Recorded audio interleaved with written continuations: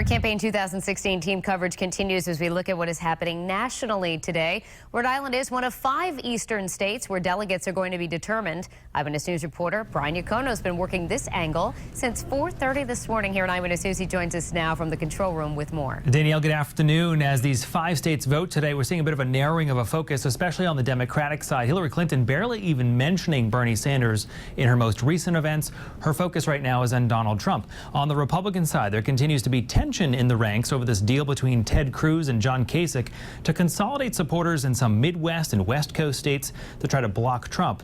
That is a separate issue, however, from today's primary. The GOP is competing for 172 delegates today alone. Even if Cruz or Kasich took all of those, they would not match Trump's current delegate count. The math continues to be a challenge on the Democratic side as well.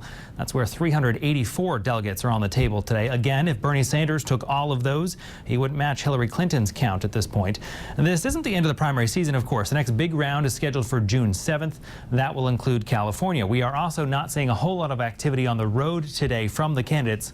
We know right now that Trump is in New York, Cruz is in the Midwest, and Kasich's next scheduled event is in Oregon this Thursday. Sanders in West Virginia for an event at 5:30 tonight. And Clinton continues pushing a social media campaign targeting minority voters. Another note about Bernie Sanders this noon, however, which, by the way, as we mentioned at the top of the hour, the latest poll shows doing well here in Rhode Island.